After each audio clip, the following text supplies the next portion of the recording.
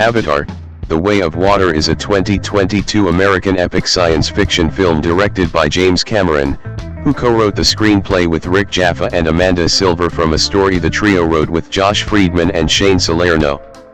Distributed by 20th Century Studios, it is the sequel to Avatar, 2009, and the second installment in the Avatar film series. It features Sam Worthington, Zoe Saldaña, Stephen Lang, Joel David Moore, CCH Pounder, Giovanni Ribisi, Dilip Rao, and Matt Gerald reprising their roles from the first film, with Sigourney Weaver returning in an additional role 6 and Kate Winslet joining the cast. It follows a blue-skinned humanoid NA6 named Jake Sully, Worthington, as he and his family, under renewed human threat, seek refuge with the aquatic Metkayina clan of Pandora, a habitable exomoon on which they live. Cameron said in 2006 that he would like to make sequels to Avatar if it were successful, and he announced the first 2 sequels in 2010, following the widespread success of the first film, with the first sequel aiming for a 2014 release. 7/8 However, the addition of 2 more sequels, for a total of 5 Avatar films, and the necessity to develop new technology to film performance capture scenes underwater, a feat never accomplished before, led to significant delays to allow the crew more time to work on the writing, pre-production, and visual effects. 9 The filming process, which occurred simultaneously with Avatar, Fire and Ash, began in Manhattan Beach, California, on August 15, 2017. The filming location moved to Wellington on September 25, 2017, which ended in late September 2020 after 3 years of shooting. With an estimated budget of $350 to $460 million, the film is one of the most expensive ever made. After repeated delays in release, Avatar: The Way of Water premiered at the Odeon Lux Leicester Square in London on December 6, 2022, and was released in the United States on December 16. The film received generally positive reviews from critics, who praised the visual effects and technical achievements but criticized the runtime and simplicity of the plot. Tenet was a major box office success, breaking multiple records, and grossing $2.320 billion worldwide in its first run, making it the highest-grossing film of 2022, the highest-grossing film since the COVID-19 pandemic, and the third highest-grossing film of all time. The National Board of Review and the American Film Institute named The Way of Water one of the top 10 films of 2022. Among its many accolades, the film was nominated for 4 awards at the 95th Academy Awards, including Best Picture, and 1 for Best Visual Effects. The third Avatar film, subtitled Fire and Ash, is set to be released on December 19, 2025. Plot: 16 years after the NA6 repelled the Resources Development Administration, RDA, from Pandora, Jake Sully is chief of the Metkayina clan and raises his family with Neytiri, sons Neytiri and Loak, daughter Neytiri, and adopted daughter Kiri, born from Dr. Grace Augustine's inert avatar.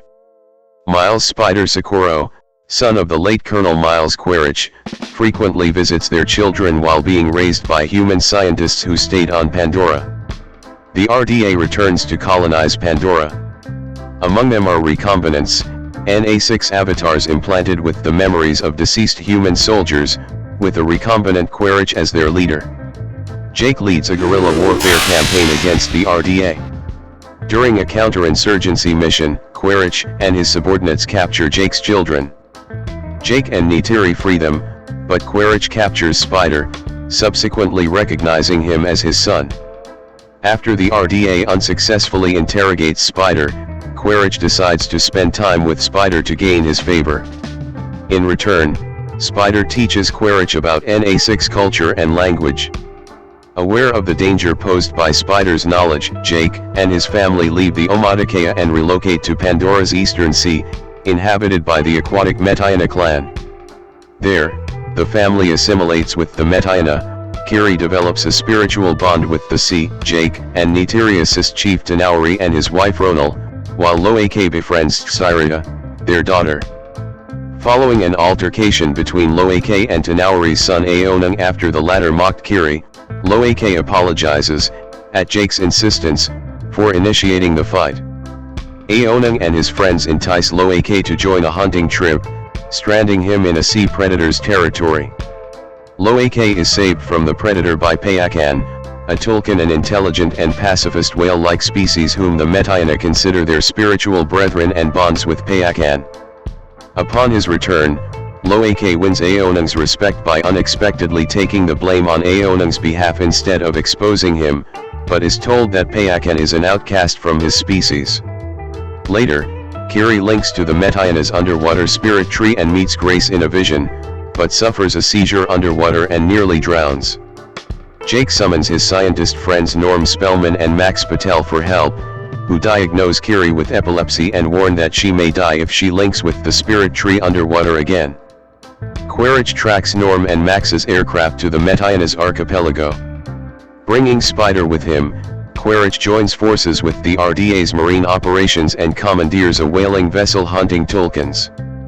Quaritch's squad begins raiding the archipelago but fails to find Jake after interrogating local tribes. Quaritch begins to burn villages to draw Jake out.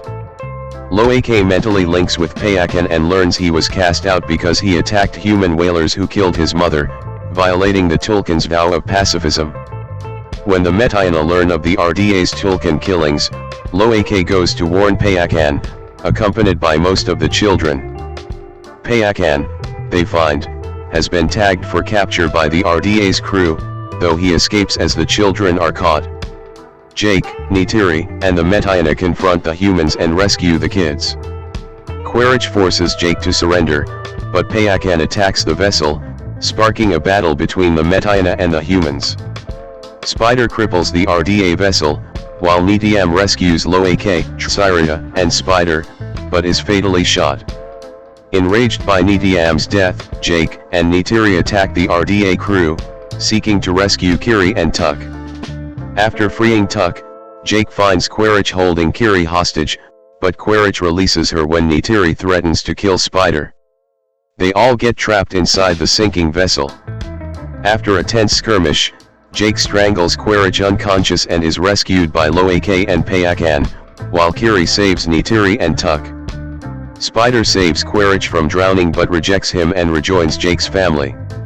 After Neytiri's funeral, Jake informs Tanauri of his decision to leave the Metkayina, but Tanauri declares Jake's family part of the clan and welcomes them to stay. Jake's family accepts their new lives at sea but vows to continue their struggle against the RDA. Cast: a photograph of Sam Worthington. A photograph of Zoe Saldaña. A photograph of Sigourney Weaver. Left to right, Sam Worthington, Zoe Saldaña, and Sigourney Weaver, all pictured in 2022, who play the lead roles in the film. Sam Worthington as the voice and motion capture of Jake Sully, a former human who fell in love with Neytiri and befriended the NA6 after becoming a member of the Avatar program, eventually taking their side in their conflict with humans and leading them to victory. He left his human body to permanently become NA6 and is now chief of the Metkayina. 1112. Zoe Saldaña as the voice and motion capture of Neytiri Te Tskaha Mo at Ite, the daughter of the previous leaders of the Metkayina, the clan's future spiritual leader, and Jake's mate. 1112. Sigourney Weaver as the voice and motion capture of Kiri Te Suli Kairizi Ite, the 14-year-old daughter of Dr. Grace Augustine's NA6 avatar who was adopted by Jake and Neytiri. 13. Weaver originally appeared in the first film as Dr. Grace Augustine, a human scientist who took the side of the NA6 and died during the conflict. Her NA6 avatar is revealed to have birthed Kiri despite her death. Like most of the cast, she learned freediving for the film and filmed scenes underwater. 14. Weaver also reprises her role as Dr. Grace Augustine, despite Weaver saying in 2014 that she would not do so, though she and Cameron confirmed prior to then that she would return in the sequels. 6/15/16 She appears in this film in a video recording and in a spiritual vision in which she meets with Kiri. Stephen Lang as the voice and motion capture of Colonel Miles Quaritch, a human military officer who led the paramilitary division of the RDA in their conflict with the NA6. 17 After being killed by Neytiri, he is resurrected as a recombinant 17 and seeks revenge against Jake and his family. Cameron said that Quaritch would act as the main antagonist in all 4 planned sequels. 18-19-2021. Lang also reprises his role as the late human Quaritch in a contingency video prepared for his recombinant self. Kate Winslet as the voice and motion capture of Ronal, a free diver of the Metkayina, the clan's spiritual leader, and pregnant wife of Tanawari. 22-23 Winslet called Ronal a pivotal character in the ongoing story, but also relatively small comparative to the lengthy shoot, since shooting all her scenes only took a month. 24 It marks her first time working with performance capture and motion capture altogether. She, like most of the cast, also had to learn free diving for the film. While filming an underwater scene, she held her breath for over 7 minutes, a new record for any film scene shot underwater. 14-24-25-26. Cliff Curtis as the voice and motion capture of Tanawari, the chief of the Metkayina clan and Ronal's husband.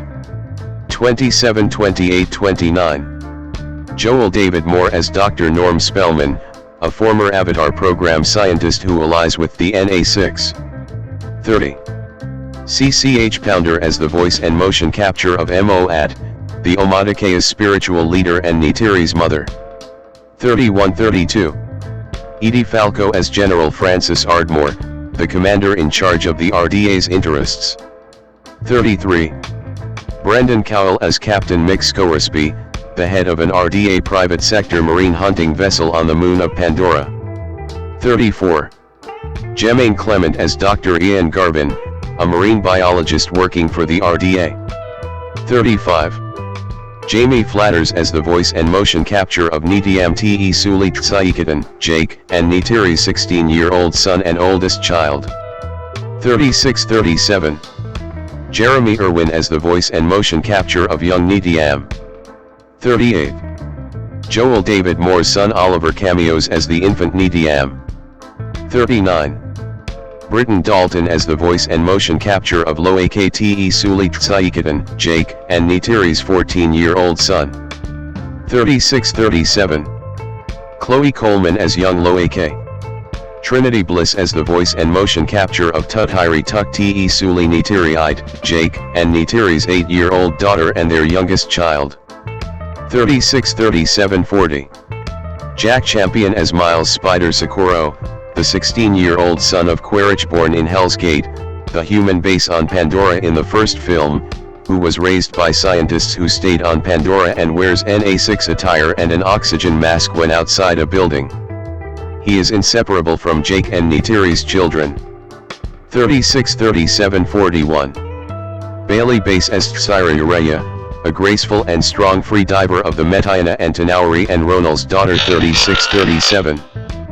Philip Jeljo as Aonan, a young male hunter, free diver of the Metkayina and Tanawari and Ronal's son. 36-37. Dwayne Evans Jr. as Rotko, a young male hunter and free diver of the Metkayina. 36-37. Giovanni Ribisi as Parker Selfridge, the former corporate administrator for the RDA mining operation, who appears in a recording made for Quaritch's recombinant. 42-43-44. Dilip Rao as Dr. Max Patel, a former Avatar program scientist who allies with the NA6. 45. Matt Gerald as the voice and motion capture of Corporal Lyle Wainfleet, a recombinant under Quaritch's command who was killed by a hammerhead Titanothere in the last film. 29. Gerald also reprises his role as the original human Wainfleet from the first film shown in Quaritch's video recording. Additionally, Alicia Villabailey appears uncredited as the voice and motion capture of Zidinarsk, a recombinant and member of the 1st Recom Squadron. Villabailey previously portrayed Metkayina, Sla, and a blonde woman in a bar in the first film. She is also featured as a stunt performer in both films. 46-47 C.J. Jones appears, also uncredited, as the motion capture of Metkayina interpreter of the NA6 sign language he created. 48 Keston John motion captures Tarsum, a member of the Metkayina clan who succeeds Jake when he and his family flee to the Metkayina territories. Themes and analysis. Family is the central concept featured in Avatar, The Way of Water. 495051 RoachRebert.com critic Brian Tallarico notes that some of the themes in the film echo themes from earlier films directed by Cameron, including Titanic, 1997, Aliens, 1986, The Abyss, 1989, The Terminator, 1984, and Terminator 2, Judgment Day, 1991. For example, the film asks whether you should run and hide from a powerful enemy or fight their evil, similar to the Terminator films. The film also invokes themes of environmentalism and settler colonialism. 52 Comparing the themes of the sequels to the original, Cameron said it will be a natural extension of all the themes, and the characters, and the spiritual undercurrents. Basically, if you loved the first movie, you're gonna love these movies, and if you hated it, you're probably gonna hate these. If you loved it at the time, and you said later you hated it, you're probably gonna love these. 53. Production. Development. James Cameron speaking in 2022. Director James Cameron in 2022. In 2006, James Cameron said if Avatar, 2009, were successful, he would consider making 2 sequels. 7 In 2010, he said the sequels would proceed as planned as a result of the film's widespread success. 8 The sequels were originally scheduled for release in December 2014 and 2015.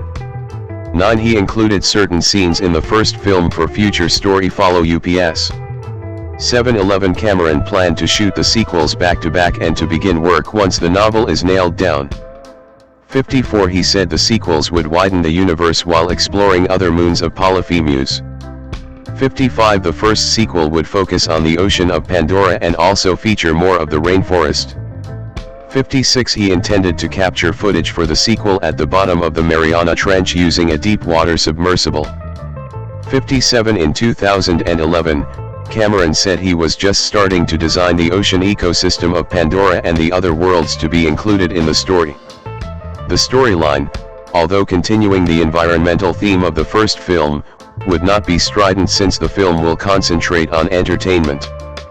58 The sequels were confirmed as continuing to follow the characters of Jake and Neytiri in December 2009. 12 Cameron implied that the humans would return as the antagonists of the story. 59 In 2011, Cameron said he would film the sequels at a higher frame rate than the industry standard 24 frames per second, to add a heightened sense of reality. 60. In 2013, Cameron announced that the sequels would be filmed in New Zealand, with performance capture to take place in 2014. An agreement with the New Zealand government required at least one world premiere to be held in Wellington and at least $500 million, approximately $410 million at December 2013 exchange rates, to be spent on production activity in New Zealand, including live-action filming and visual effects. The New Zealand government announced it would raise its baseline tax rebate for filmmaking from 15% to 20%, with 25% available to international productions in some cases and 40% for New Zealand productions, as defined by Section 18 of the New Zealand Film Commission Act 1978. 61-62. Cameron mentioned a possible third sequel for the first time in 2012, and was officially confirmed the following year. 63-64 Cameron was then looking to release Avatar 2 in 2015, but later that year, production was rescheduled for 2014, with the film to be released in December 2016, and to be followed by the 2 other sequels in 2017 and 2018. 65 By 2015, the scheduled release dates for the sequels were each delayed by another year, with the first sequel expected to be released in December 2017. This was due to the writing process, which Cameron called a complex job. 66-67 The following month, Fox announced a further release delay. 68 In February 2016, production of the sequels was scheduled to begin in April 2016 in New Zealand. 69 In April 2016, Cameron announced at Cinemacon that there will be 4 Avatar sequels, all of which will be filmed simultaneously. 70. New crew members include cinematographer Russell Carpenter, who worked with Cameron on True Lies, 1994, and Titanic, 1997, and Ashrita Kamath, who will act as art director on all 4 sequels. 71 72 73 Kirk Crack, founder of Performance Freediving International, worked as a freediving trainer for the cast and crew for the underwater scenes. 74 Several creatures that were first introduced in the Walt Disney World theme park attraction Avatar Flight of Passage were featured in the film. 75. In 2019, after several media outlets shared rumors of potential titles for the Avatar sequels, including the name Avatar, The Way of Water, Cameron confirmed that the titles mentioned were among titles that are in consideration but had not been finalized at the time. 76. In 2022, Cameron said that about 10 minutes of gunplay action were cut from the film as he was no longer inclined to fetishize the gun, although he is known as an action filmmaker. 77. Writing. In 2012, Cameron said the sequels were being written as separate stories that have an overall arc inclusive of the first film, with the second having a clear conclusion instead of a cliffhanger to the next film. Screenwriters were also announced: Josh Friedman for the first, Rick Jaffa and Amanda Silver for the second, and Shane Salerno for the third. 65 However, Friedman later clarified and said Jaffa and Silver were writing the first of the 4 sequels and he was writing the second. 78 In April 2014, Cameron expected to finish the, then, 3 scripts within 6 weeks, stating that all 3 sequels would be in production simultaneously and were still slated for December 2016 to 2018 releases. 79 He said although Friedman, Jaffa, and Silver, and Salerno are each co-writing 1 sequel with him, they at first worked together on all 3 scripts. I didn't assign each writer which film they were going to work on until the last day. I knew if I assigned them their scripts ahead of time, they'd tune out every time we were talking about the other movie. 65 81 82 18 78 83. Cameron added that they had worked out every beat of the story across all 3 films so it all connects as one, sort of, 3-film saga, a creative process that was inspired by his experiences in the writing room of his television series Dark Angel. 84 The writing took longer than expected, forcing Cameron to delay the release of the films further in 2015. 66. He spent a year writing the script for the first sequel titled Avatar: The High Ground, a 130-page treatment, and then threw it out and started over because it didn't go enough into the unexpected, which is one of the critical elements about sequels, according to Cameron. At one point, he threatened to fire his writers because they would only focus on the new stories, rather than first figuring out what made the original movie a success.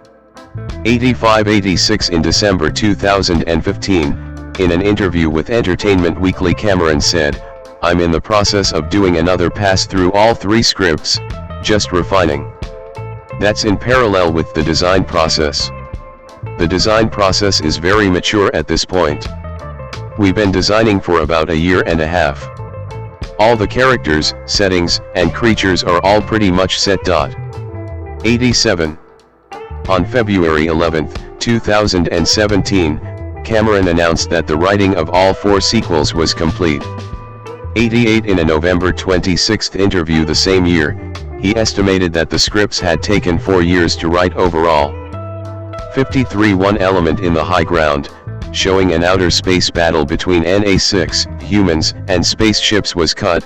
This was later used in the prequel novel of the same name. Cameron cited the omission of the sequel's core aspects, which were insufficient, as reasons for the removal. 89-90. Discussing the character of Tuck in a February 2019 interview, Cameron mentioned that she was 8 years old, and that the film would feature a scene between Jake and Neytiri taking place from Tuck's perspective. There's a 3-page argument scene between Jake and Neytiri, a marital dispute, very critical to the storyline. I wound up shooting it all from the point of view of the 8-year-old hiding under the structure and peeking in. Having gone through the experience with Sam Worthington on Avatar, I now knew how to write the Jake character going forward across the emotional roller coaster of the next 4 movies. 4091. Cameron said the film addresses the implications of Jake and Neytiri becoming parents in the time that elapsed since the first film. 92. He said, "Becoming a parent changes so much of your behavior and your value system. What we saw in the first film were people who were fearless. Jake would throw himself off his Ikran onto a Leonopteryx, creatures featured in Avatar, but is a father of 4 going do that. He's trying to keep his kids alive and trying to adjust his own life. Is he still a warrior? Are these young boys who are 14, 15, 16, coming up, getting all excited about wanting to go to war and fight for their people and for their land? How's Jake going to be a hypocrite and hold them back when he has to go do it?" 92. In a December 2019 interview, Lang said his character was always meant to return in the sequels, as Cameron had shared with him that Quaritch had a future while shooting the original film. 93. Casting. Producer Landau, Worthington, Saldaña, Cameron, Weaver, and Lang promoting the film in Tokyo. Sam Worthington and Zoe Saldaña were confirmed in January 2010 to have signed on to reprise their roles in the sequels. 11 later that year, Cameron confirmed that both Weaver and Stephen Lang would return despite the demise of their characters. 1815. Cameron also said Weaver would be featured in all 3 sequels, the 4th one was not planned at the time, and that her character, Grace Augustine, would be alive. 16. In March 2015, however, Weaver said that she will play a new character in the next film. 6. Cameron confirmed in 2010 that Lang would return as Quaritch in the first 3 sequels, stating, "I'm not going to say exactly how we're bringing him back, but it's a science fiction story, after all. His character will evolve into really unexpected places across the arc of our new 3-film saga." 1819. In September 2015, Michelle Rodriguez said unlike Weaver and Lang, whose characters had also died in the first film, she would not return in Avatar 2. 94. Several new cast announcements were made in 2017, with Joel David Moore, CCH Pounder, and Matt Gerald all confirmed to return from the first film. 31. 32. 29. 30. Additionally, Cliff Curtis joined the cast as Tanawari, the leader of the NA6 Reef People clan of Metkayina. 27. 29. On September 23, 2017, child actor Philip Jeljo was revealed to have been signed in an undisclosed role. 95. On September 27, 7 child actors were confirmed as a part of the main cast, including Jeljo, Jamie Flatters, Britton Dalton and Trinity Bliss as Jake and Neytiri's children, Jeljo, Bailey Bass, and Dwayne Evans Jr. as members of the Metkayina, together with Curtis, and Jack Champion, the only one to perform in live action, as a human born on Pandora. 36. 37. Cameron later said the child cast had been trained for 6 months to prepare for the underwater scenes filmed in performance capture, and that they now could all hold their breath in the 2 to 4 minute range, even then 7-year-old Trinity Bliss, and were now all perfectly capable of acting underwater, very calmly while holding their breath. 96. 97. On October 3, 2017, it was reported that Winslet, who starred in Cameron's Titanic, had joined the cast of Avatar 2, and possibly its sequels. Cameron commented, "Kate and I had been looking for something to do together for 20 years, since our collaboration on Titanic, which was one of the most rewarding of my career," and added that her character was named Ronal. 2298. 23. When asked by comicbook.com on her reasons to return to work with Cameron, Winslet said he just asked her to play Ronal and she accepted out of a combination of her love for the first Avatar film, an attraction to the well-written and strong female role she was offered, a love for being on the water and to work with Cameron and the film's cast.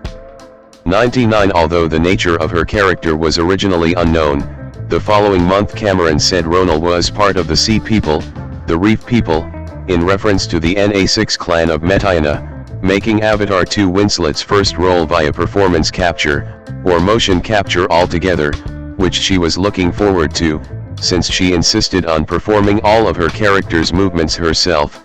She, like the child cast, had to learn free diving for the film.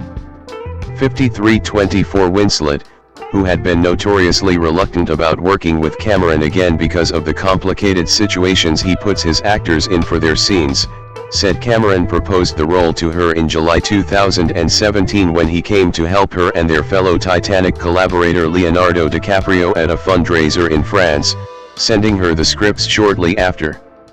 24 She commented that her role was relatively small comparative to the lengthy shoot, as she would only have 1 month of shootings, but also a pivotal character in the ongoing story. 24. On October 13, 2017, it was announced that Giovanni Ribisi would reprise his role of Parker Selfridge from the first film, in all 4 upcoming Avatar films. 43 On January 25, 2018, Dilip Rao was confirmed to return as Dr. Max Patel. A year later, Edie Falco, Brendan Cowell and Jermaine Clement joined the cast in live-action roles. 33 34 35 Mark Maron also auditioned for Clement's part. 100 Edward Norton turned down an undisclosed role in Avatar 2, due to only being interested in playing a Na6, which his proposed character was not. 101 Joel David Moore's then infant son, Oliver, filmed a brief cameo as an infant Neytiri. 39. Filming. Performance capture. Avatar, The Way of Water entered production and started preliminary shooting on August 15, 2017, with Manhattan Beach, California, as the main shooting location. 102 Principal photography began on September 25, 2017, on a $350 to $460 million budget. The film is one of the most expensive films ever made. 103 It was simultaneously filmed with Avatar, Fire and Ash, 2025. 104 As Weaver later revealed in November, filming had to be moved around to allow her to film a cameo appearance in the Series 8 finale of Doc Martin, 2004-22.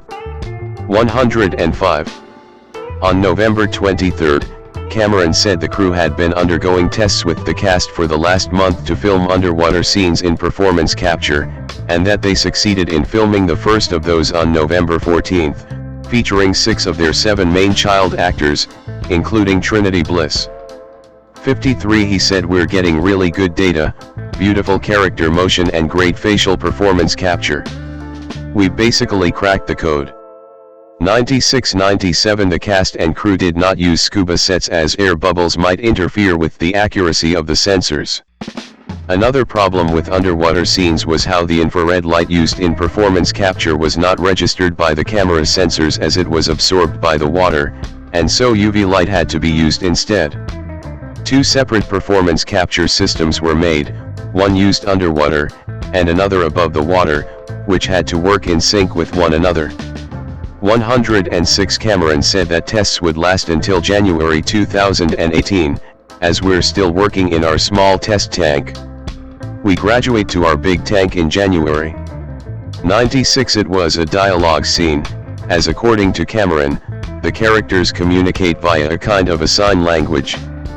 53 The underwater fight scene between Worthington and Lang was difficult, based on their interviews. Worthington considered this a risky option because doing chokeouts can cause drowning. Overseen by a safety team during the shoot, the actors ensured their survival. 49 107. On April 30, 2018, Winslet had just a couple days of shooting left to do.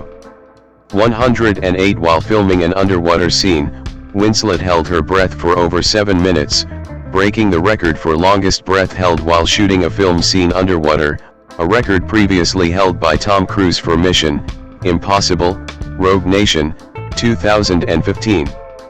14 In May 2018, Saldaña said filming was kind of only halfway done and that the crew is about to finish motion capture production on the second and third movies, and then after that, they go straight into pre-production for the live-action part that would shoot for 6 months in New Zealand. 109. Saldaña finished shooting her scenes on June 8, for both Avatar 2 and its sequel, while Cameron said around the same time that 130 days of performance capture had been shot. 25-26 On November 14, 2018, Cameron announced filming with the principal performance capture cast had been completed. 21. Part of the movie was shot at 24 frames per second, but many fast scenes were filmed at 48 frames per second. This allows fast objects still to be clearly visible when moving, but it was also said that too detailed a view sometimes causes the viewer to see playing actors rather than story characters. The projector in the movie hall runs at 48 frames per second, for the 24 FPS sections frames are duplicated. 110 To avoid the soap opera effect, Lightstorm Entertainment hired Pixelworks in 2020, which used their TrueCut motion software to create motion grading, a tool that ensure a movie keep its theatrical appearance. 111. Live action. In February 2019, Landau said live-action filming for Avatar 2 and 3 would commence in New Zealand in the spring of 2019. 112 Cameron confirmed later the same month that they had only wrapped for the motion capture parts. Now, that is the vast majority of the characters and it is the vast majority of the running time of the film s. But that pesky little live-action component is going to cost me 5 months of my life across the 2 movies. 113. Filming for 2019 concluded on November 29, to resume the following year in New Zealand. 114, 115, 116. On March 17, 2020, Landau announced that the filming of the Avatar sequel films in New Zealand had been postponed indefinitely in response to the COVID-19 pandemic. He also confirmed that production would remain in Los Angeles. 117 However, virtual production continued in Manhattan Beach, California while visual effects continued at Weta Digital in Wellington. 118 In early May, health and safety production protocols had been endorsed by the New Zealand government, allowing filming to resume in the country. 119. On June 1, 2020, Landau posted a picture of himself and Cameron on Instagram, showing that they had returned to New Zealand to resume filming. After their arrival, Cameron and 55 other crew members who had traveled to New Zealand started a 2-week government-supervised isolation period at a hotel in Wellington before they would resume filming. This would make Avatar 2 and 3 the first major Hollywood blockbusters to resume production after postponing filming due to the pandemic. 120, 121, 122 On June 16, 2020, Cameron resumed filming and Landau posted a photo of his crew on Instagram filming the production. 123, 124 The New Zealand production hired 46 New Zealand cast members including Cliff Curtis, Tanauri, and Dwayne Evans Jr. Roxto, 114 local stunt artists, almost 800 extras, and 36 apprentices and interns. 125, 126 In September 2020, Cameron confirmed that live-action filming in New Zealand had been completed, therefore completing the shooting of the film altogether after over 3 years. He estimated Avatar, Fire and Ash to be 95% completed, due to having live-action parts yet to be filmed outside of New Zealand. 127, 128, 129. In July 2022, the New Zealand Film Commission disclosed that the Avatar sequels had received over $140 million worth of public funding through the country's Screen Production Grant. By comparison, The Hobbit trilogy, 2012 to 2014, had received $161 million in film subsidies. while ACT Party Deputy Leader Brooke Van Velden criticized the government's film subsidy program for allegedly taking public funding from other areas, the Economic Development and Regional Development Minister Stuart Nash argued that New Zealand's film subsidies for major Hollywood products brought much-needed overseas investment and jobs to the New Zealand film industry. 130. Visual effects. It's never been done before, and it's very tricky because our motion capture system, like most motion capture systems, is what they call optical base, meaning that it uses markers that are photographed with hundreds of cameras. The problem with water is not the underwater part, but the interface between the air and the water, which forms a moving mirror. That moving mirror reflects all the dots and markers, and it creates thousands of false targets, so we've had to figure out how to get around that problem, which we did. It's taken us about a year and a half now to work out how we're going to do it. Cameron, on blending underwater filming and motion capture system 131-132. On July 31, 2017, it was announced that Weta FX had commenced work on the Avatar sequels. 133. The film heavily features underwater scenes, actually filmed underwater with the cast in performance capture. 96-97. Blending underwater filming and performance capture being a feature never accomplished before, it took the team a year and a half to develop a new motion capture system. 132-131. In December 2022, Weta FX's VFX producer David Conley described Avatar 2 as the biggest visual effects project that the company had ever undertaken, totaling nearly 3.3 billion thread powers. To cope with the huge amount of data, Weta used the services of cloud storage company Amazon Web Services. 134. In November 2015, Landau said Avatar 2 would have a number of major technological improvements since the first movie. A lot more of the lighting work on the virtual production stage could be done during production instead of post-production, and like Alita, Battle Angel, 2019, which is produced and co-written by Cameron, the crew can use 2 lightweight HD headcams to record the actor's facial performance. In addition, they also use 2 digital puppets instead of just one that is an accurate copy of the real actor, and another that is the actor's character, allowing the team to retarget one onto the other to make it as accurate as possible. 135-136. Cameron said there was a possibility that the film could be shown in glasses-free 3D, along with the sequels. 137-138. But he later disagreed with these rumors and did not think the technology would be there yet. 139. Industrial Light and Magic, ILM, also returned to assist with VFX work for the film, after doing so with Weta for the climax sequence of the first film. ILM assisted in delivering 48 one-off VFX shots for the film's opening scenes. 140-141. The film was completed on November 23, 2022. 142. Runtime. In July 2022, Empire revealed the runtime was around 3 hours at that stage in production. 143. In November 2022, the film's runtime was revealed to be 192 minutes, 3 hours and 12 minutes. In the Empire interview, Cameron said, "I don't want anybody whining about length when they sit and binge watch television for 8 hours. I've watched my kids sit and do 5 one-hour episodes in a row. Here's the big social paradigm shift that has to happen: it's okay to get up and go pee."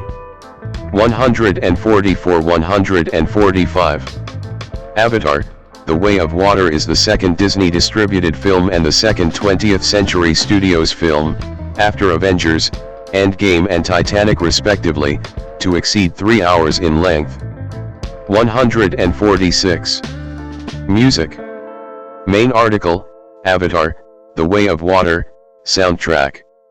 Avatar composer James Horner was originally reported to score music for the franchise, before his death in June 2015.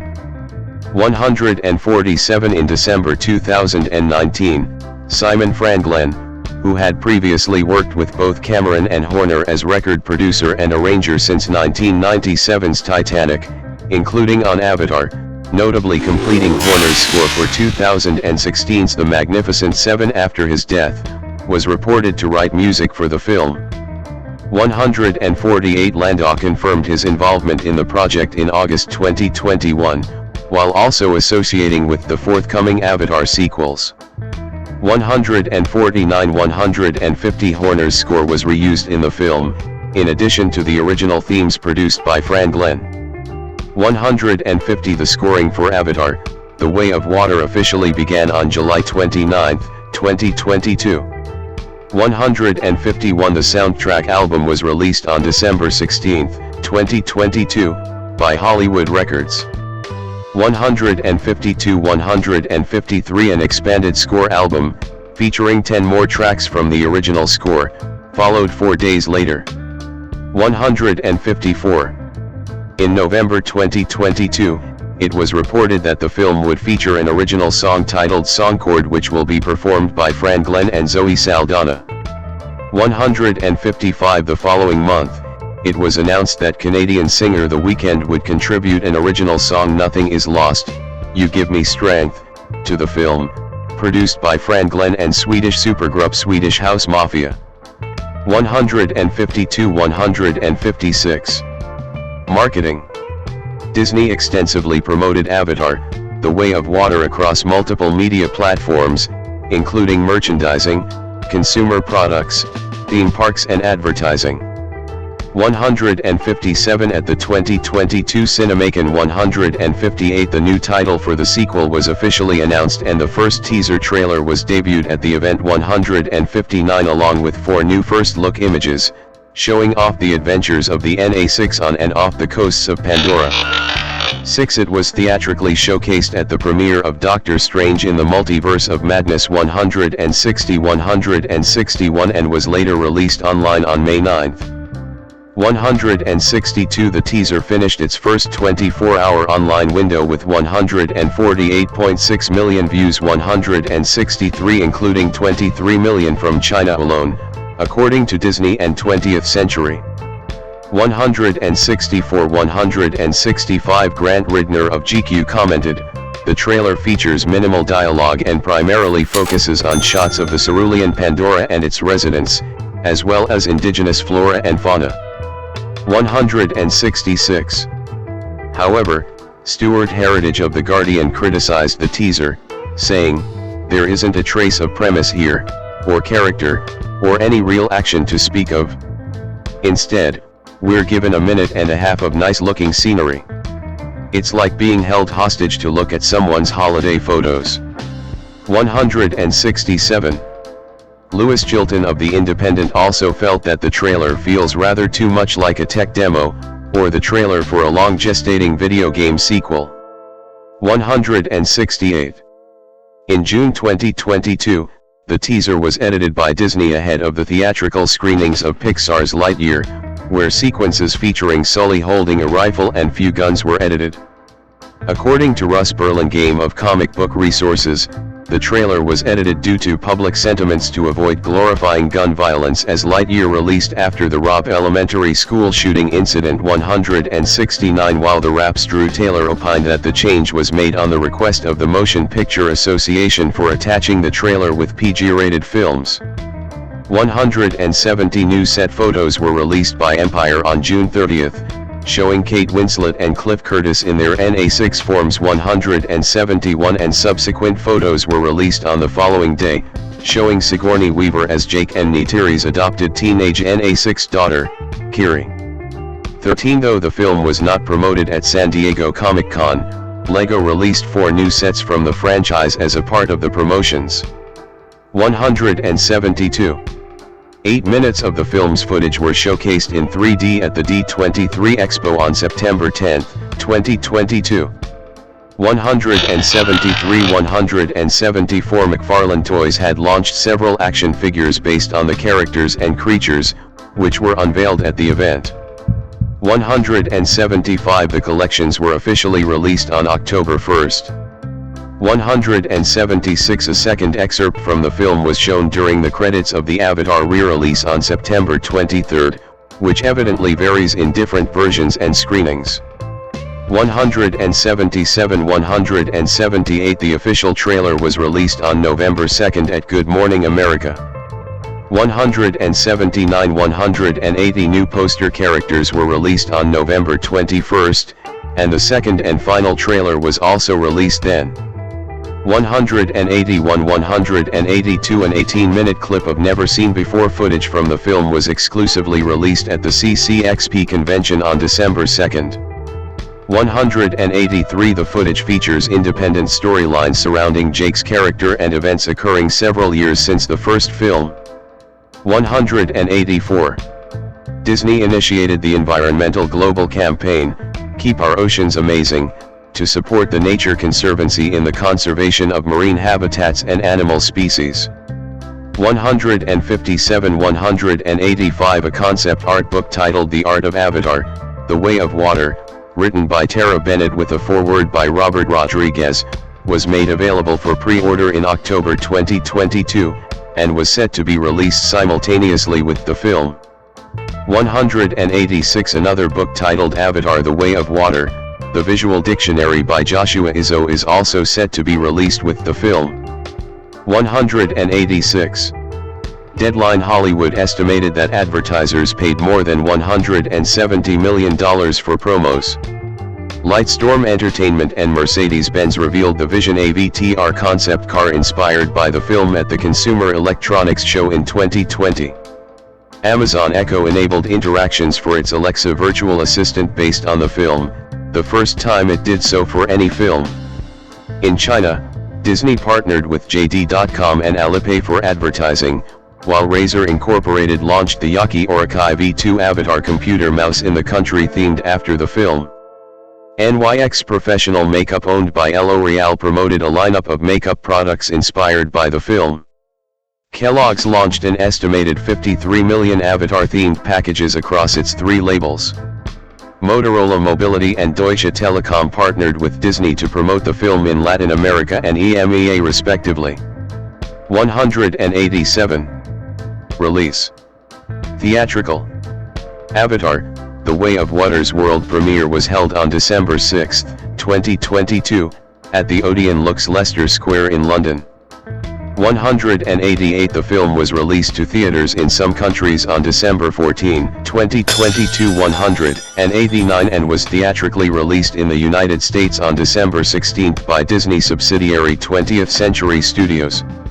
190. 191. 192. The film is the first in the series to be released under Disney, since its acquisition of the entertainment properties of 21st Century Fox and therein the rights to Avatar in 2019.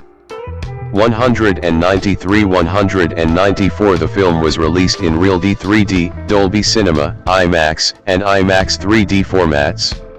Select showings also had support for a dynamic high frame rate of up to 48 frames per second. 195. The Way of Water, alongside the forthcoming sequels, was released in Dolby Vision. 53. The Way of Water is one of the widest releases ever given for a Disney film, debuting on over 12,000 screens in the United States and Canada and 40,000 internationally. 196. The 2023 Hollywood Professional Association Tech Retreat revealed that 1,065 individual digital cinema packages, DCPs, were created for the film's theatrical release. This includes specific variations of the film presented in formats such as 2D, 3D, HDR, 4K, varying light levels, aspect ratios, and various audio formats, as well as 51 subtitled languages and 28 dubbed language variations. According to Disney's Motion Pictures Operations VP Kim Beresford, the film was divided into 15 reels, resulting in 6,338 portions, to be completed in time, allowing the DCP mastering team to begin creating delivery elements before the complete film was locked. Roughly 800 DCPs were reviewed for quality control 5 days prior to the film's release date. Walt Disney Studios VP of Distribution Technology Mark Arana said, we had to turn our operation into a 24/7 support model. Additionally, Disney's distribution team invented a new system to create and keep track of the numerous versions as well as a cloud-based DCP mastering tool. 197 Excessive detail. The film was subjected to 8 delays, as the crew took more time on the writing, pre-production and visual effects process. Initially in late 2010, the film was scheduled for release in December 2014. 9 By mid-2013, Cameron originally intended Avatar 2 to be released in December 2015, 65, which was subsequently delayed to 2016 and then to 2017.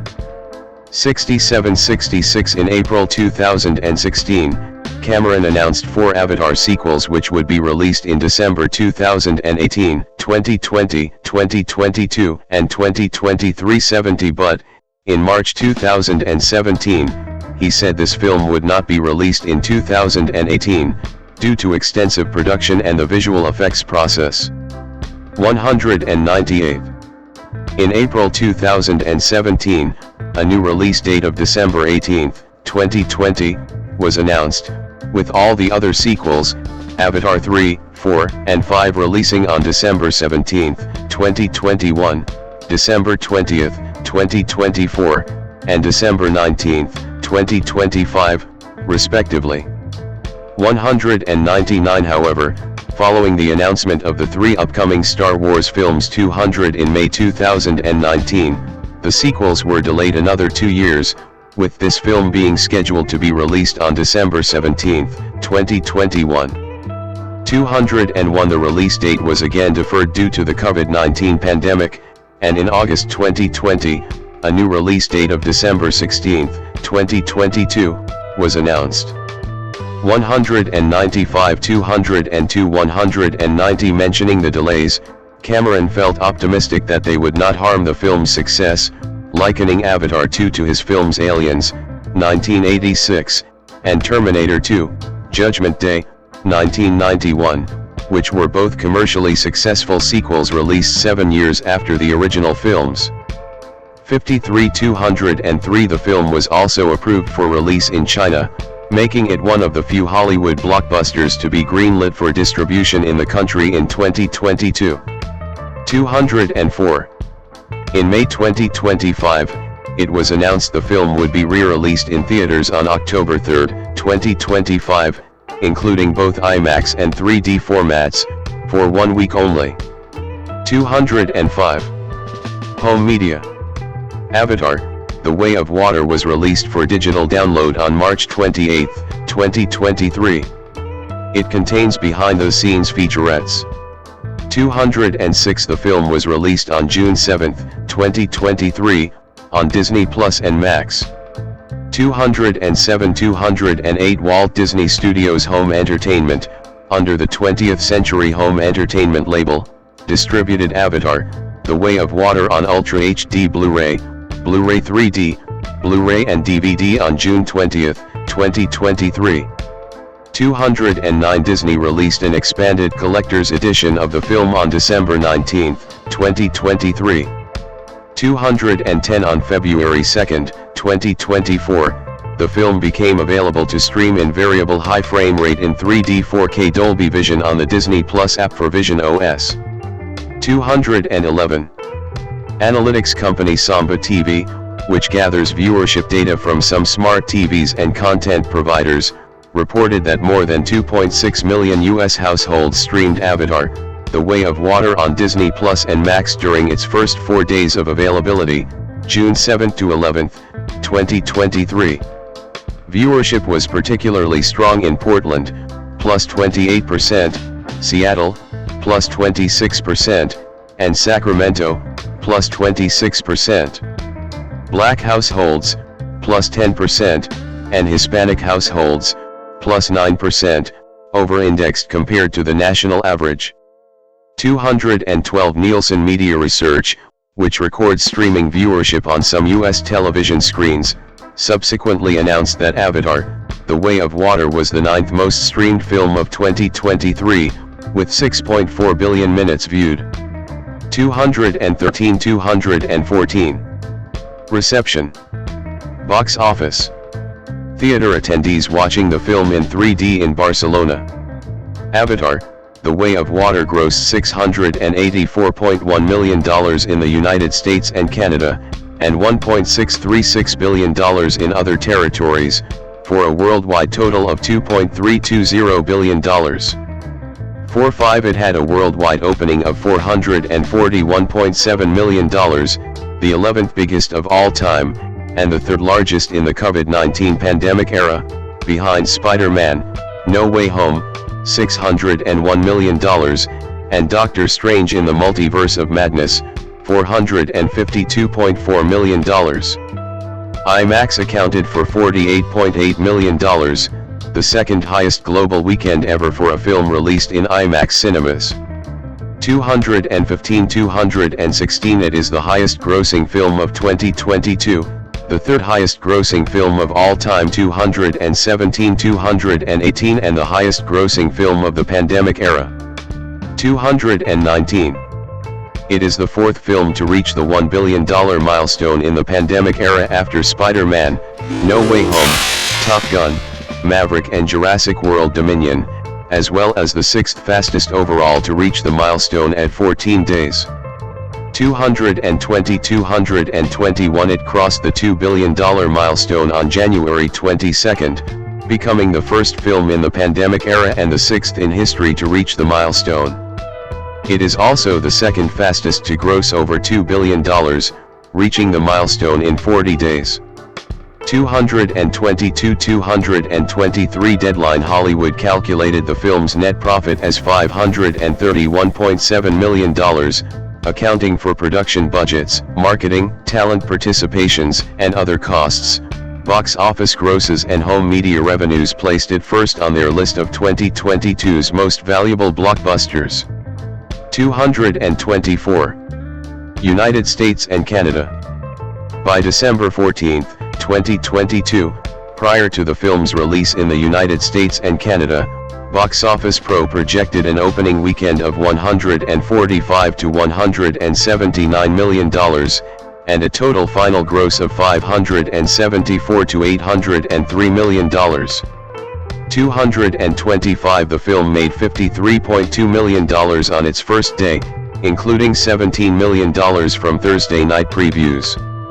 It went on to debut to a $134.1 million weekend, nearly double the original's opening of $77 million, but coming in below expectations while finishing first at the box office.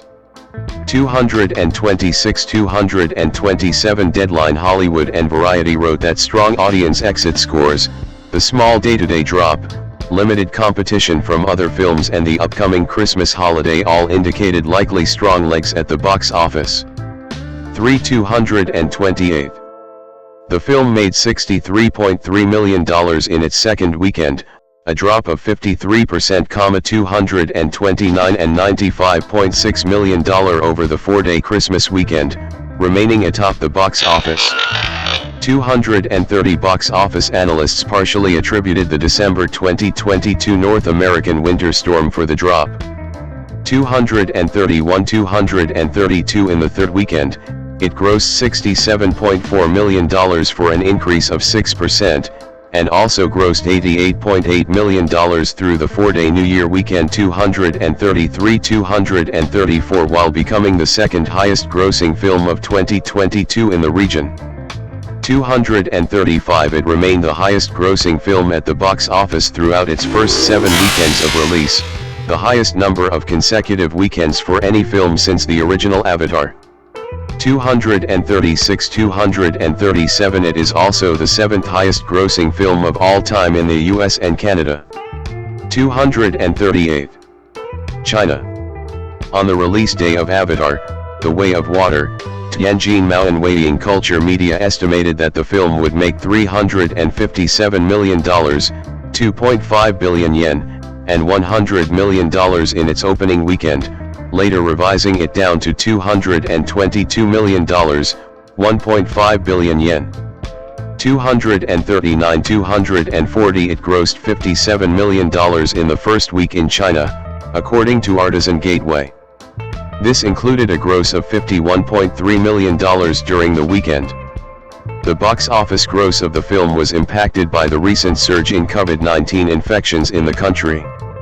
IMAX meanwhile reported that the film marked its best weekend ever in China, with a $15.8 million opening. 241 in the second weekend, the film grossed $25.9 million, for a drop of 55%, 242 and an increase of 42% during the New Year weekend with $36.9 million. 243 Avatar, The Way of Water ultimately grossed $245 million in China, slightly more than the $202 million that Avatar earned in its initial run. 240. Other territories. Outside the US and Canada, the film grossed $307.6 million in 52 countries in its first week of release. The largest openings for the film by the end of the week were in China, $56.8 million, South Korea, $24.9 million, France, $21.7 million, Germany, $19.4 million, and India, $19.2 million. 216 in the second weekend, it grossed $168.6 million for a drop of 42%. 245 in the third weekend, it grossed $186.7 million, an increase of 6% from the previous weekend.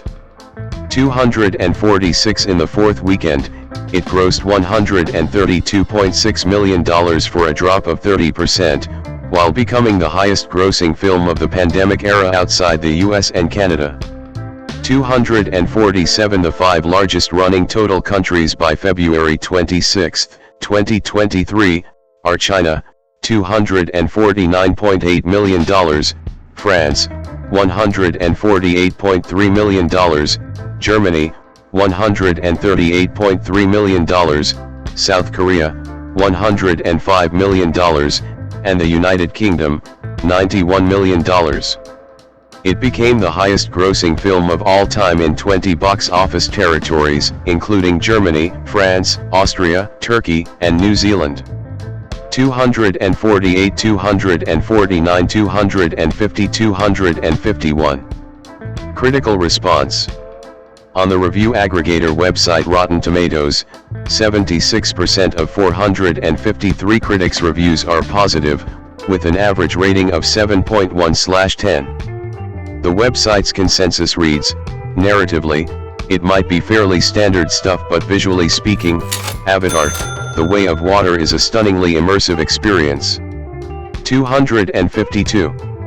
Metacritic, which uses a weighted average, assigned the film a score of 67 out of 100, based on 68 critics, indicating generally favorable reviews. 253 audiences polled by CinemaScore gave the film an average grade of A on an A+ to F scale, the same as the first Avatar, while Post-Track reported 91% of audience members gave the film a positive score, with 82% saying they would definitely recommend it. 3. Positive reviews focused on the visual spectacle of the film, and advocated seeing it in as large a format as possible. 254 Chicago Sun-Times critic Richard Roper rated the film 3.5 out of 4 stars, highlighting the film's visuals as some of the most dazzling, vibrant, and gorgeous images ever seen on screen.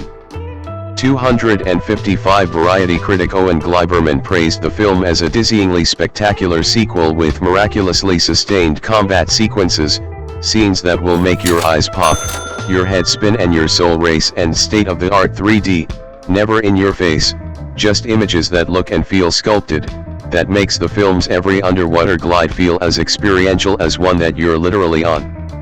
On the other hand, Gleiberman felt that the story is basic with a string of serviceable cliches, bare-bones dialogue and little dimensionality to the characters.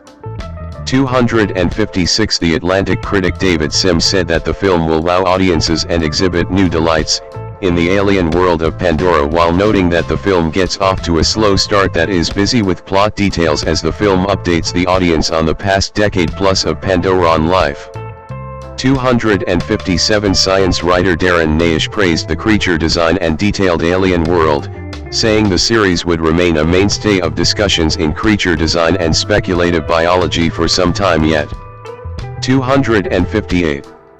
Los Angeles Times critic Justin Chang hailed Cameron as one of the few Hollywood visionaries who actually merits that much abused term and said the film will stun most of his naysayers into silence, while also praising the film's tenderness and sentimentality.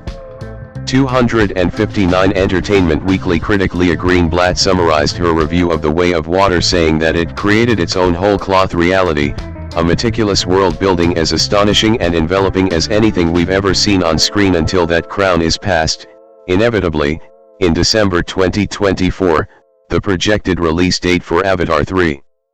260. Some critics felt the film was excessively long, and the script too insubstantial to justify the length. 10 Anthony Lane of The New Yorker opined, the film is more than 3 hours long, some of it dangerously close to dawdling. Not until the final third does Cameron apply the whip and remind us that, in the choreographing of action sequences, he remains unsurpassed. 261. The Guardian critic Peter Bradshaw was critical of the scathingly bland plot and claimed that, despite the shift in setting, there isn't a single interesting visual image.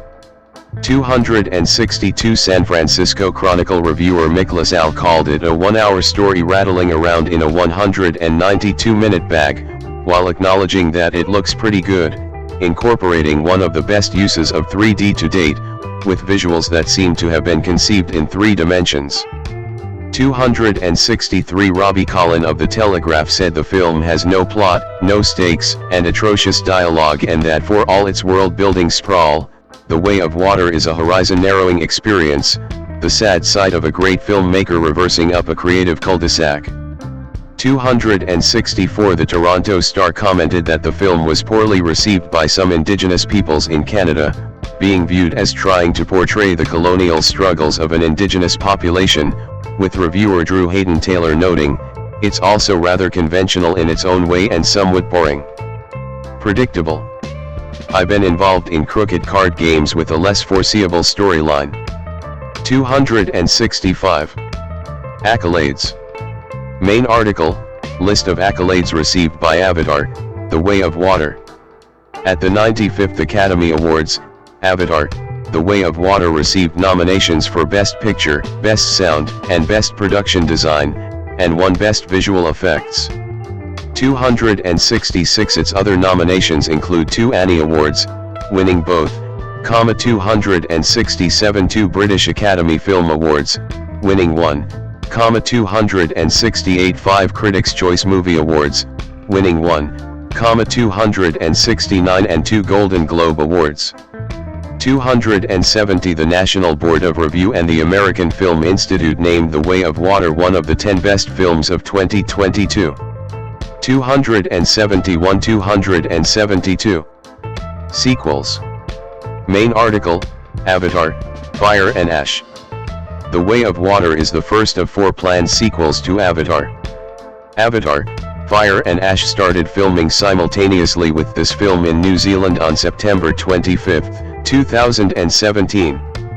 Cast members from previous films, including Worthington, Saldaña, Lang, Weaver, Pounder, Winslet, Curtis, Ribisi, Moore, Rao, Gerald, Dalton, Bliss, Champion, Bass, and Jeljo, have all been announced to return, while Una Chaplin, Michelle Yeoh, and David Thewlis will be playing new characters.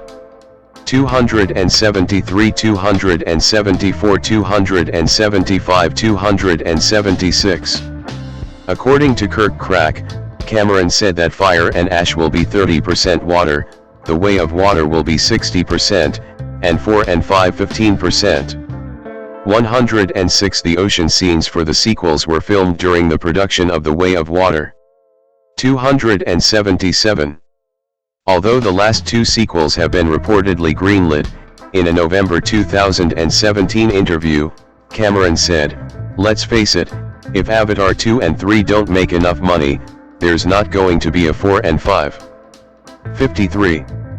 Thewlis later confirmed this in February 2018, stating they're making 2 and 3, they're gonna see if people go and see them, and then they'll make 4 and 5. 278. Conversely, in November 2018, Weaver said, after the first 2 sequels had completed main photography, that she was currently busy doing Avatar 4 and 5, which several media outlets interpreted as confirmation that the last 2 sequels had started filming. 279, 280, 281. In January 2019, in face of the proposed acquisition of 21st Century Fox by the Walt Disney Company, Disney CEO Bob Iger confirmed that both Avatar 4 and Avatar 5 are being developed but have not been officially greenlit. 282. According to producer Landau, in February 2019, Iger may have been misinterpreted. He said that Avatar 4 and 5 are not only greenlit but also a third of Avatar 4 has already been filmed. 283. Following the box office success of The Way of Water, Cameron confirmed that the sequels are effectively greenlit. It looks like with the momentum that the film has now that we'll easily pass our break even in the next few days, so it looks like I can't wiggle out of this and I'm gonna have to do these other sequels, Cameron said in January 2023, adding, I know what I'm going to be doing the next 6 or 7 years. 284. It was also confirmed that Brendan Cowell will reprise his role as Captain Mick Scoresby and will also feature the return of Payakan, the Tulkun who befriends Loake. 285. Giovanni Ribisi will reprise his role as Parker Selfridge, with his character having a bigger role in the film after his brief cameo in The Way of Water. Samuel Henry John Worthington, born August 2, 1976, is an Australian actor known for his work in both independent Australian cinema and Hollywood. He rose to prominence in Australia with acclaimed performances in films such as Budman, 2000, and Somersault, 2004, latter of which won him Australia's highest film award for Best Actor, and gained further recognition through his role in the TV series Love My Way. Worthington achieved international fame with James Cameron's Avatar, 2009, the highest-grossing film of all time, and reprised his role in its sequels. 1. He also starred in other major studio productions including Terminator Salvation, 2009, Clash of the Titans, 2010, and Wrath of the Titans, 2012, while voicing the lead character in the popular Call of Duty, Black Ops video game series.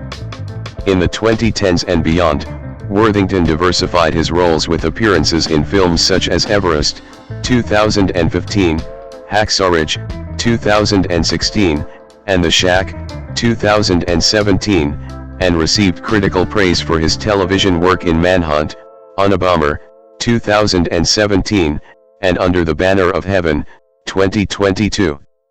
Continuing to balance commercial and character-driven projects, his recent credits include Lift, 2024, The Exorcism, 2024, and The Horizon, an American saga western series.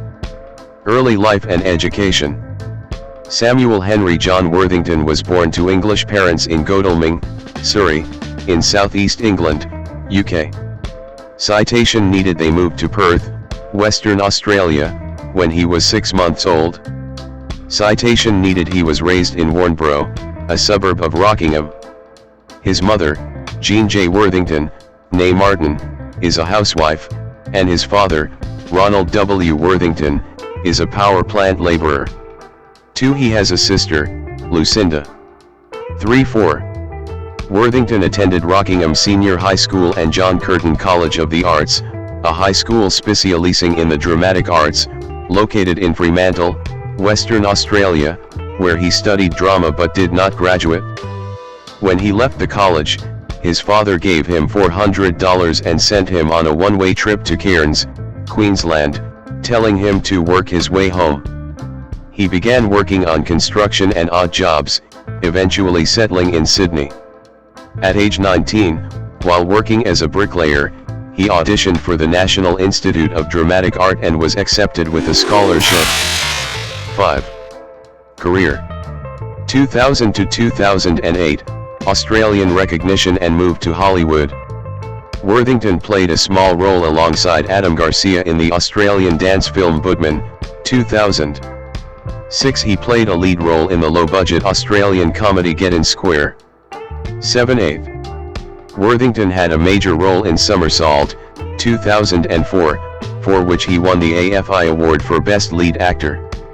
He was well known in Australia for his role as Howard in the acclaimed TV series Love My Way, in which he played the main love interest of the female lead. In 2006, he played the lead in a modern retelling of Macbeth. Worthington's international film career began with a series of small roles in Hollywood production The Great Raid, 2005, which was filmed in Australia. He auditioned for the role of James Bond in Casino Royale but lost the role to Daniel Craig. 9. He starred in the Australian creature feature film Rogue, 2007, which gained a 100% fresh rating from Rotten Tomatoes. 10. 2009 to 2012, Avatar and Early Momentum. In 2009, Worthington starred in James Cameron-directed science fiction film Avatar, in which he played the role of Jake Sully, a paraplegic former U.S. Marine who is at the center of a war between his own species and the indigenous Na6 people of Pandora. The film was a success, amassing critical acclaim and several accolades. It became, and remains, the highest-grossing film of all time, grossing more than $2.8 billion, $4 billion adjusted for inflation, worldwide. 11. It won him the Saturn Award for Best Actor and another IACTA Award. Worthington in 2010. In November 2010, Worthington told GQ Australia 12 that when he auditioned for the role, he was not told what it was for, which annoyed him. I was a bit pissed off, and I think that came across. I think Jim saw a spark and liked it because that's Sully's character, a guy who doesn't like to be bullied and a guy who just wants to set things right. 13. He later said that Cameron changed his life and he will always be grateful to him. 14. After auditioning for Cameron, Worthington consequently landed the part in 2009 science fiction action film Terminator Salvation, thanks to Cameron's personal recommendation to fellow filmmaker Mick G.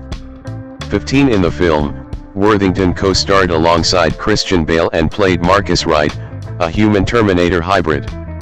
Terminator Salvation was released on May 21, 2009, grossed over $371.4 million and received mixed reviews.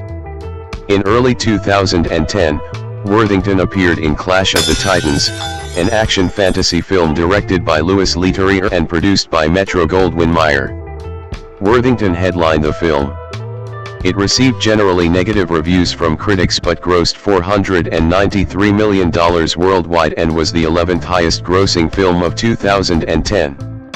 16. He provided voice work for Captain Alex Mason, the protagonist in the video game Call of Duty, Black Ops. Some gamers criticized Worthington's inability to mask his Australian accent, as in Avatar. 17. In November 2010, The Hollywood Reporter named Worthington as one of the young male actors who are pushing, or being pushed into taking over Hollywood. 18. Also in 2010, Forbes named Worthington among Hollywood's highest-grossing actors. 19. He was selected as one of the entrants to the Who's Who in Australia 2011 edition. 20. In 2012, Worthington starred in Wrath of the Titans, the sequel to Clash of the Titans. The film received mostly negative reception from critics, and although it grossed $302 million at the box office, the film underperformed compared to its predecessor. He reprised his role as Alex Mason in Call of Duty, Black Ops 2. 21. Also in 2012, Worthington starred as Nick Cassidy in Man on a Ledge, a suspense thriller film directed by Astur Leth. Though the film received mixed reviews from critics, Worthington's performance received praise, with the New Zealand Herald describing him as suitably terrified. Citation needed. 2013 to 2021, diverse roles. In 2013, Worthington worked in Drift, 2013, an Australian film about the birth of the surf industry in the 1970s. He starred alongside Arnold Schwarzenegger in the Hollywood action thriller film Sabotage, 2014. 22. A loose adaptation of the Agatha Christie novel And Then There Were None. It received generally negative reviews and was a box office bomb. Worthington next appeared in the drama film Cake, 2014. Headlined by Jennifer Aniston, it debuted in the special presentations section of the 2014 Toronto International Film Festival. 23. In the same year, he played a supporting role in the Western film The Keeping Room. 24. Worthington in 2014. In 2015, Worthington starred in Paper Planes, an Australian 3D children's drama film directed by Robert Connolly. The film tells a story about Dylan, a young boy who lives in Australia, who finds out that he has a talent for making paper planes and dreams of competing in the World Paper Plane Championships in Japan. 25. He followed it up by playing Willem Holleder in Kidnapping Freddie Heineken, 2015, based on the 1983 kidnapping of Freddie Heineken. He portrayed a character in Baltasar Kormaker's Everest, based on the 1996 Mount Everest disaster. 26. The film was a commercial success, grossing $203 million worldwide. 27. In 2016, he played Captain Jack Glover, a stern army officer, in the Mel Gibson directed biographical war film Hacksaw Ridge. The film focuses on the World War II experiences of Desmond Doss, an American pacifist combat medic who refused to carry or use a weapon or firearm of any kind. Hacksaw Ridge was released in the United States on November 4, 2016, grossing $180.4 million worldwide, and received critical acclaim. The film was awarded several accolades. 28, 29, 30. Worthington worked with Stuart Hazeldine on The Shack, a 2017 American Christian drama film. Based on the 2007 novel of the same name, it opened to mixed critical reviews and was a success as it grossed over $96 million worldwide. That year, Worthington portrayed Jim Fitzgerald in the Discovery Channel television series Manhunt, on a bomber. 31. In 2018, he starred in the Netflix original science fiction thriller film The Titan. In 2019, Worthington starred as Ray Monroe in the Netflix thriller film Fractured. 32. He followed it up by playing a supporting role in Harvey Keitel's starrer biographical crime drama Lansky, 2021, based on the life of gangster Meyer Lansky. Richard Roper from Chicago Sun-Times praised the on-screen chemistry of Keitel and Worthington. 33. He earned the lead role in Tim Sutton's western The Last Son, 2021, and made an appearance on Australian ABC TV drama Fires. 34. 2022, present, Avatar sequels and various projects. Worthington reprised his role as Jake Sully in Avatar, The Way of Water, 2022. Much like its predecessor, it was a critical and commercial success.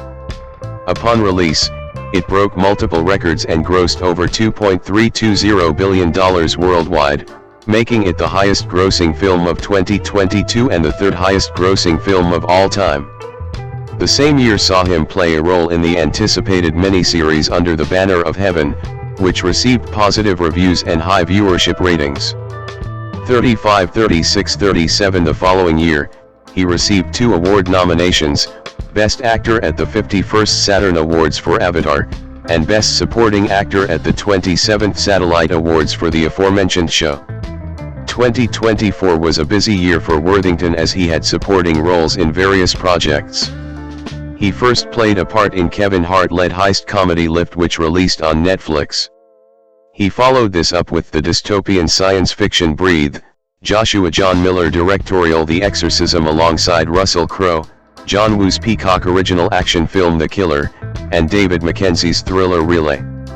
Additionally, he went on to work with Giovanni Ribisi, his co-star from the Avatar series, in the Kevin Costner-directed Western drama films Horizon, An American Saga, Chapter 1 and Horizon, An American Saga, Chapter 2 as First Lt. Trent Jefford. 38. Personal life. Worthington and wife Lara at the 2014 ACTA Awards. Worthington has reported that, when he was about 30, he sold most of his possessions, bought a car with the proceeds, and was living in it before he auditioned for Avatar. 3940.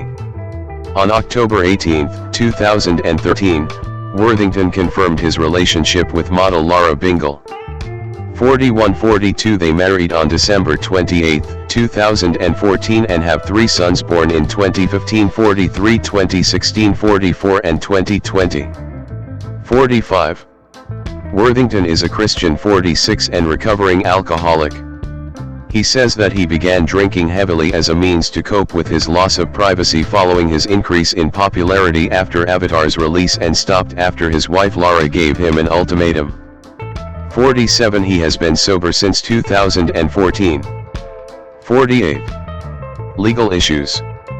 On February 23, 2014, Worthington was arrested in New York City for assault, after punching a paparazzo, Shenley, who followed Bingle to get a perfect picture. After the incident, Worthington claimed that Shenley kicked Bingle, and he had to step in. Video footage of the incident depicts Worthington referring to Bingle as his wife, furthering speculation about the pair's marital status. 49. Worthington was initially released on a desk appearance ticket, while Lee was arrested on charges of reckless endangerment, assault, and harassment. 50. On February 26, 2014, Worthington appeared in Manhattan Criminal Court, where he was ordered to stay away from Lee for 6 months. The case was adjourned until May 8, 2014, with the actor to face charges of assault in the 3rd degree, attempted assault, and harassment. 51. On April 1, 2014, Lee blamed Bingle for starting the fight and called for her to be arrested. 52. Later that month, Worthington secured a conditional discharge deal on a misdemeanor assault charge, thereby avoiding any jail time, while the charges against Lee were dismissed in the interest of justice. 53. Lee then filed a $3.7 million civil lawsuit against Worthington, which was settled out of court before going to trial in September 2015. Zoe Saldaña Perigo, /SLDNJ /Saldaña 2 Latin American Spanish, So.E Saldaña, née Saldaña Nazario, born June 19, 1978, is an American actress. Known primarily for her work in science fiction film franchises, she has starred in 4 of the 7 highest-grossing films of all time, including the top 3, Avatar, Avengers, Endgame and Avatar, The Way of Water. Films she has appeared in have grossed more than $15 billion worldwide and, as of 2024, she is the 2nd highest-grossing lead actress and the highest-grossing actress overall. 3 for her accolades include an Academy Award, a BAFTA Award, a SAG Award, a Cannes Film Festival Award, and a Golden Globe Award. Time magazine named her one of the 100 most influential people in the world in 2023. 5. A trained dancer, Saldaña began her on-screen acting career in 1999 with a guest role in Law and Order. Her first film role was in Center Stage, 2000, in which she played a ballet dancer. She received early recognition for her work opposite Britney Spears in the road film Crossroads, 2002. Beginning in 2009, Saldaña achieved a career breakthrough with her roles as Nyota Uhura in the Star Trek reboot film series, 2009 to 2016, and Neytiri in James Cameron's Avatar film series, 2009, present. She portrayed Gamera in 5 films in the Marvel Cinematic Universe, from Guardians of the Galaxy, 2014, to Guardians of the Galaxy Volume 3, 2023. 6. In addition to franchise work, Saldaña has starred in the science fiction film The Atom Project and the romantic drama miniseries From Scratch, both for Netflix in 2022. In 2023, she began playing the lead role of a CIA officer in the Paramount Plus spy series Lioness.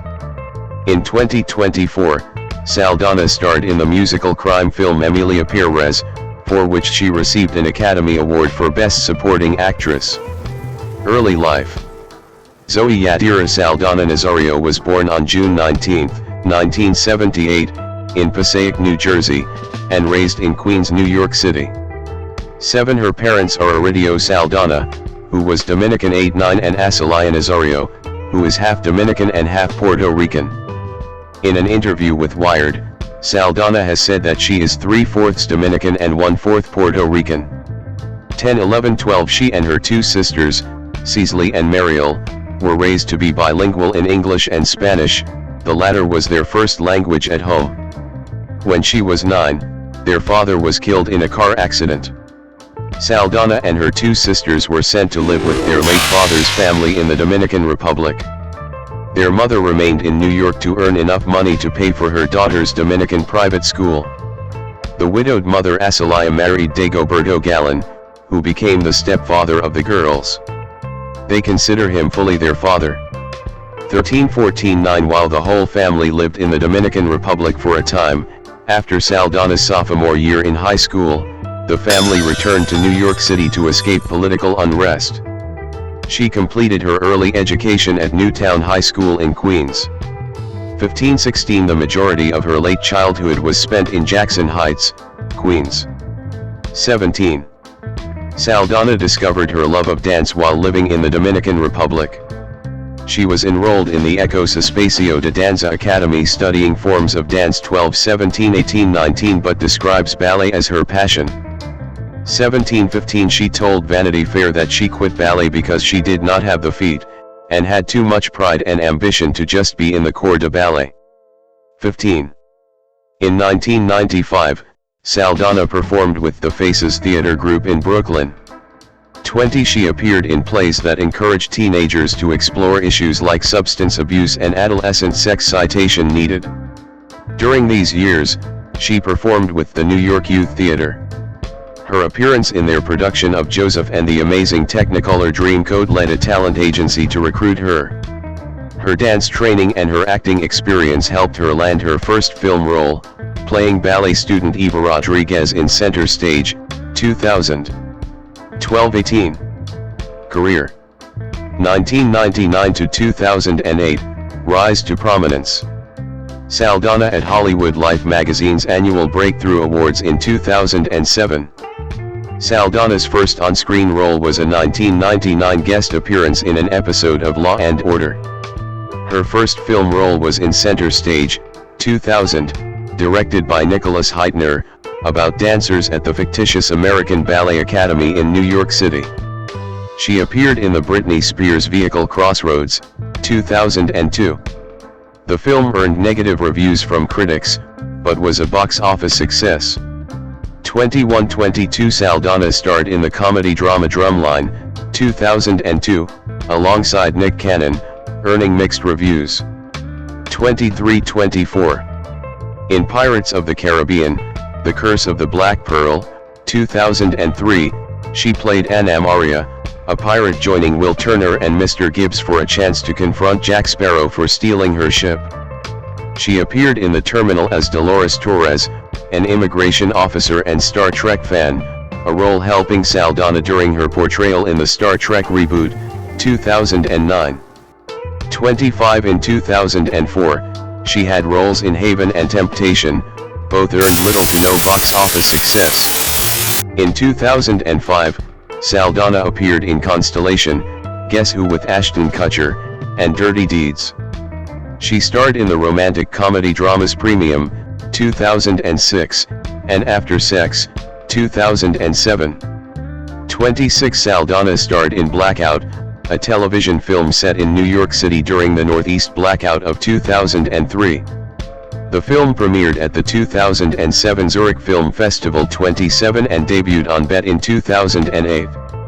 28. Saldaña had a supporting role as Angie Jones in the action thriller Vantage Point, 2008. 29. 2009 to 2019, franchise roles. Saldaña at the 82nd Academy Awards in 2010. Saldaña appeared in 2 roles in 2009 that raised her profile considerably. 18. She played Nyota Uhura in Star Trek. 30. The film's director J.J. Abrams asked Saldaña to play the role because he enjoyed her work. She met with Nichelle Nichols to understand the creation of Uhura's background and name of the character. 31. Saldaña's mother was a Star Trek fan, and left her voicemails during filming, advising on the role. 32. Steven Spielberg had taught her the Vulcan salute 5 years earlier while he directed her in The Terminal. 25. Star Trek, 2009, was a box office success, earning $385.7 million. 33. Saldaña's second high-profile film in 2009 was Avatar, where she portrayed the indigenous hunter Neytiri. Avatar was well received by critics, with an approval rating of 83% on the review aggregator Rotten Tomatoes. 34. It grossed $2.7 billion worldwide to become the highest-grossing film of all time. 35. As well as specifically in the United States and Canada. It became the first film to gross more than $2 billion worldwide. 36. The film was nominated for 10 Saturn Awards, and won all 10 at the 36th Saturn Awards ceremony. Saldaña's Saturn Award for Best Actress win marked a rare occurrence for an all-CG character. 37. In 2010, Saldaña performed in The Losers as Aisha Al-Fadhil, a native Bolivian woman. For the role, she was required to gain weight in order to carry weapons for 8 hours a day. 38. In 2010, she appeared in Takers, Death at a Funeral, and Burning Palms. Her television ad for Calvin Klein's Envy line debuted in 2010. 39. In 2011, Saldaña starred in the romantic comedy The Heart Specialist, and portrayed assassin Catalina Restrepo in the crime drama Colombiana. Although the latter film earned negative reviews from critics, Saldaña's performance was praised. 40.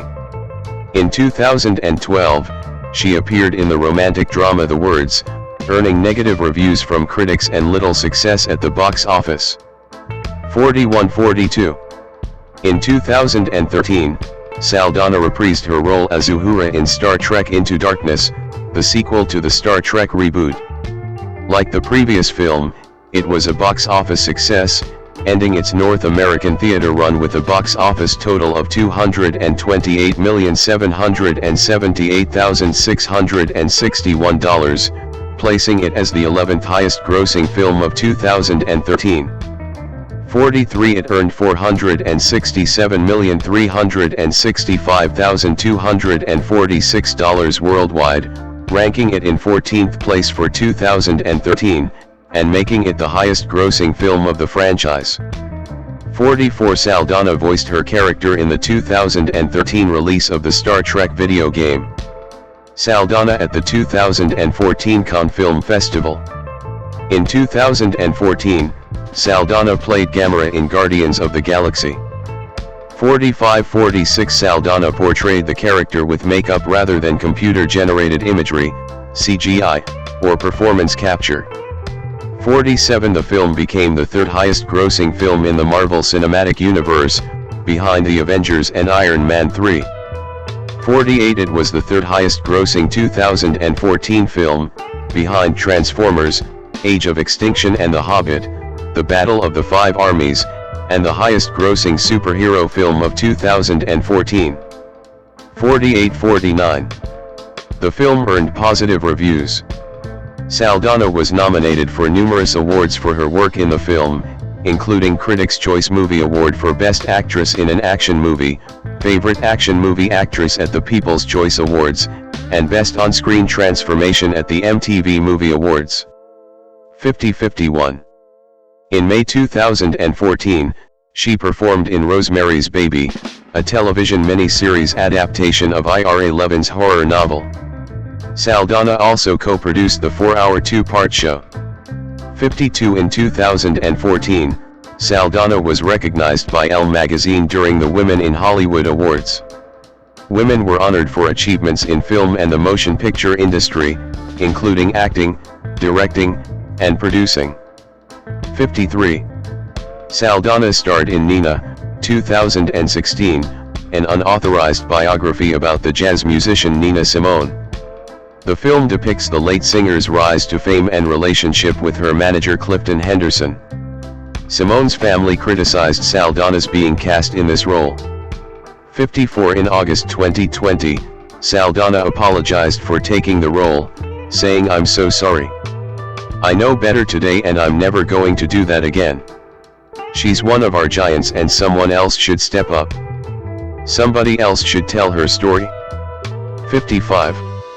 In 2016, she co-starred in the science fiction sequel Star Trek Beyond, released in July, and Ben Affleck's crime drama Live by Night, released in December. 56. Saldaña returned as Gamera in the Guardians of the Galaxy sequel, Guardians of the Galaxy Volume 2, released in May 2017. 57. She reprised the role in Avengers: Infinity War, 2018, and its sequel Avengers: Endgame, 2019, albeit as an alternate version of the character in the latter film. She returned in this role in Guardians of the Galaxy Volume 3, 2023, her last film in the MCU as Gamera. 58. Also in 2017, Saldaña played Mrs. Maul in I Kill Giants, Anders Walter's adaptation of Joe Kelly's graphic novel I Kill Giants. Shooting commenced in Ireland in September 2016. 59. Also that year, she appeared in the animated film My Little Pony, the movie, performing the voice of pirate parrot Captain C. Leno. 60. On May 3, 2018, she received a star at 6920 Hollywood Boulevard in the motion pictures section of the Hollywood Walk of Fame. 61. 62. 63. 2020, present, career expansion. Saldaña with her co-stars of Emilia Pérez, 2024, all of whom were awarded the Cannes Film Festival Award for Best Actress. In 2021, Saldaña starred in 2 Netflix productions, appearing as Rosita in the musical Vivo and as the titular character in Maya and the Three. She joined an all-star cast in David O. Russell's Amsterdam. 64. Saldaña reprised her role as Neytiri in Avatar: The Way of Water, 2022. 65. 66. 67. As part of her role, she performed vocals for the original song The Song Chord on the film's soundtrack, penned by Simon Franglen. 68. 69. She also began starring in the Paramount Plus television series Special Ops, Lioness, created by Taylor Sheridan, in 2023. 70. She played Rita Mora Castro, a high-powered junior criminal defense attorney in the controversial musical crime film Emilia Pérez, 2024, receiving critical acclaim and sharing the Cannes Film Festival Award for Best Actress with her co-stars Carla Sofia Gascon, Selena Gomez, and Adriana Paz. 71. Saldaña also won the BAFTA Award for Best Actress in a Supporting Role, the Golden Globe Award for Best Supporting Actress, Motion Picture, the Academy Award for Best Supporting Actress, and Screen Actors Guild Award for Outstanding Performance by a Female Actor in a Supporting Role. 72. 73. She is the first Dominican-American actress to win an Academy Award. 74.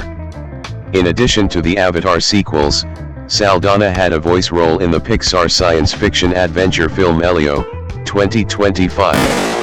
65. 75. Personal life. Saldaña at the 2014 Alma Awards while pregnant. In June 2010, Saldaña was engaged to her longtime boyfriend Keith Britton, an actor and the CEO of My Fashion Database.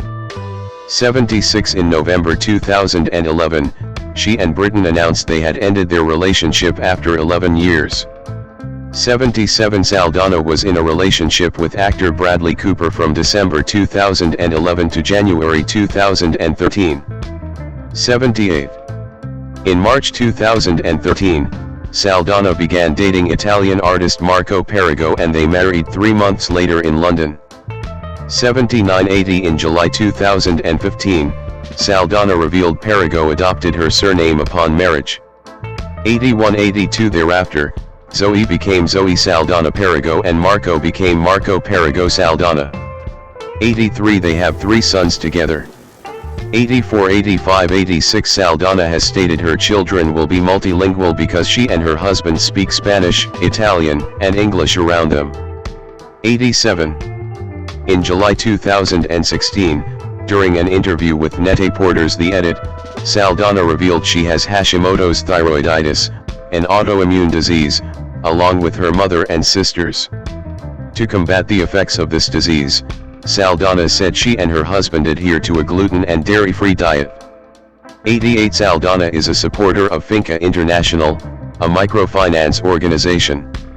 89 In 2017, she founded BESE, a digital media platform designed to combat the lack of diversity in the mainstream media with an interest on positive stories within the Latino community. 90 In September 2020, Saldaña used her social media presence to participate in the Vote Riders #ID Check Challenge to help spread the word about voter ID requirements for that year's presidential election. 91. In October 2023, Saldaña signed the No Hostage Left Behind open letter in support of the desire for Israelis and Palestinians to live side by side in peace. Susan Alexandra Sigourney Weaver, /Irony/Sigourney, born October 8, 1949, is an American actress. Prolific in film since the late 1970s, she is known for her pioneering portrayals of action heroines in blockbusters and for her various roles in independent films. 345 She is the recipient of numerous accolades, including a British Academy Film Award, 2 Golden Globe Awards, and a Grammy Award, in addition to nominations for 3 Academy Awards, 4 Primetime Emmy Awards, and a Tony Award. Born in New York City, Weaver is the daughter of American television executive Pat Weaver and English actress Elizabeth Inglis.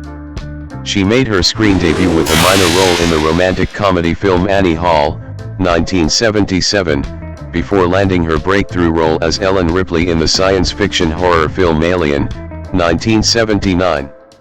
She reprised the role in the sequel Aliens, 1986, earning a landmark nomination for the Academy Award for Best Actress, and in 2 more films for the franchise. Ripley is regarded as a significant female protagonist in cinema history. Her other franchise roles include Dana Barrett in the Ghostbusters films, 1984 to 2021, and Dr. Grace Augustine and Curie in the Avatar film series, 2009, present, which rank among the highest-grossing films of all time. In 1989, Weaver won 2 Golden Globes and 2 simultaneous Oscar nominations for her roles as Dion Fossey in Gorillas in the Mist and an executive in Working Girl, both 1988. She also became the first actor to win 2 Golden Globes for acting in the same year. She then won the British Academy Film Award for Best Supporting Actress for her role in The Ice Storm, 1997. Her other film roles include The Year of Living Dangerously, 1982, Copycat, 1995, Galaxy Quest, 1999, The Village, 2004, Vantage Point, 2008, Chappie, 2015, and A Monster Calls, 2016. She also had voice roles in the Pixar animated films WALL-E, 2008, and Finding Dory, 2016. On stage, Weaver's Broadway performances include The Constant Wife, 1975, Hurly Burly, 1984, Vanya and Sonia and Masha and Spike, 2013, and The Tempest, 2025. Her performance in Hurly Burly earned her a nomination for the Tony Award for Best Featured Actress in a Play. On television, she received Emmy Award nominations for her roles in the horror film Snow White, A Tale of Terror, 1998, the drama film Prayers for Bobby, 2009, the miniseries Political Animals, 2013, and for narrating the National Geographic documentary Secrets of the Whales, 2021. Her other television projects include the Marvel Cinematic Universe superhero miniseries The Defenders, 2017, and the drama miniseries The Lost Flowers of Alice Hart, 2023. Early life and education. Susan Alexandra Weaver was born in New York City on October 8, 1949-67 the daughter of English actress Elizabeth Inglis, 1913 to 2007, 8 and American television executive Pat Weaver, 1908 to 2002. 9 Her father served as president of NBC from 1953 to 1955, during which time he created The Today Show. 10 Pat's brother, Doodles Weaver, was a comedian and contributor to Mad. 11 She is of Dutch, English, German, Irish, and Scottish descent through her father. 12-13. At the age of 14, Weaver began using the name Sigourney after she took it from a minor character in The Great Gatsby. 14-15 She briefly attended the Brearley School and Chapin School in New York before arriving at the Ethel Walker School in Simsbury, Connecticut, where she developed an early interest in performing. 16 One of her early roles was in a school adaptation of the poem The Highwayman, and on another occasion she played a Rudolph Valentino character in an adaptation of The Sheik. She was also involved in theatrical productions of A Streetcar Named Desire and You Can't Take It With You during one summer in Southbury, Connecticut.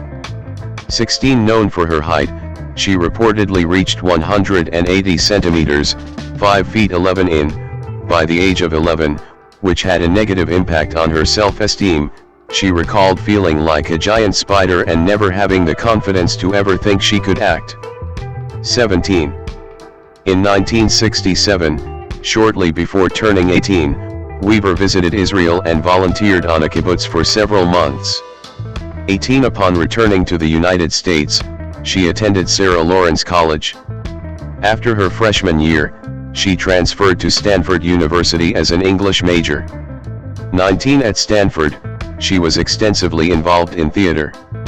She performed with a group in Palo Alto named the Company 18 doing Shakespeare plays and Commedia dell'arte in a covered wagon around the Bay Area 18 the nature of which she considered outrageous. She dressed like an elf and lived in a treehouse 18 and avoided Stanford's drama department as she believed their productions were too stuffy and safe. 18-19 She had planned to enter Stanford's Ph.D.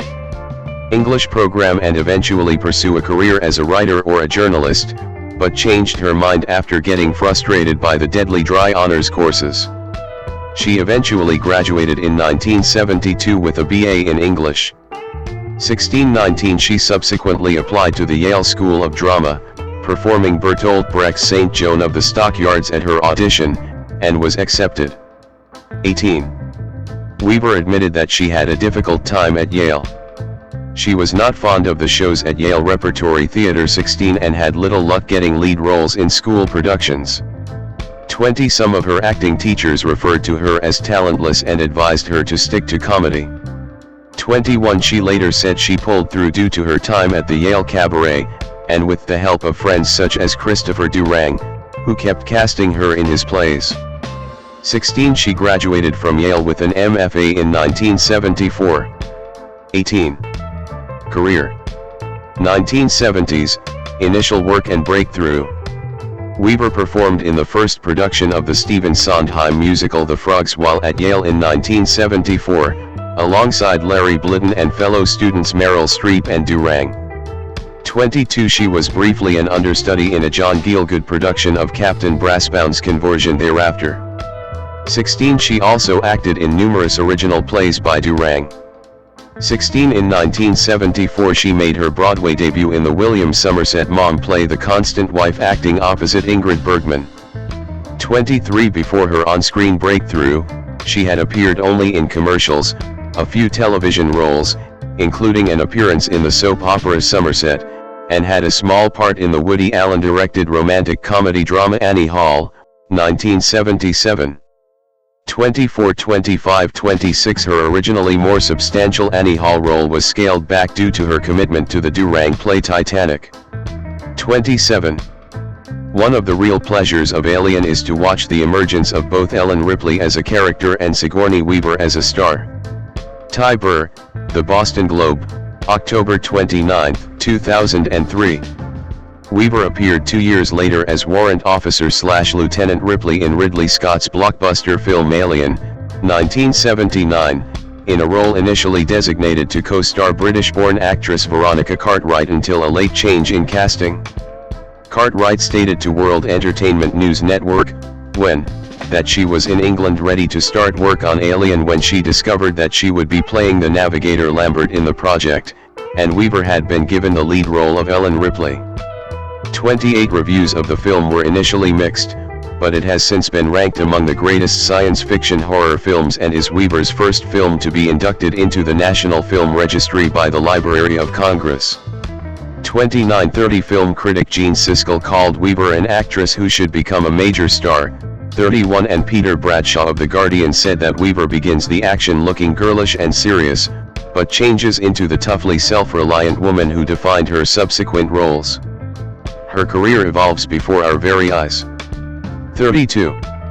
Among other accolades, she was nominated for Most Promising Newcomer to Leading Film Roles at the 33rd British Academy Film Awards.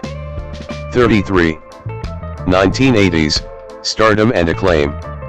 Weaver and her father Pat at the 61st Academy Awards in 1989, where she received simultaneous nominations for Best Actress and Best Supporting Actress. Weaver appeared in an off-Broadway production of Durang's comedy Beyond Therapy in 1981, which was directed by then-fledgling director Jerry Zaks. 34 She next appeared opposite Mel Gibson as British Embassy officer Jill Bryant in the Peter Weir-directed romantic drama The Year of Living Dangerously, 1982, which was released to critical acclaim. 35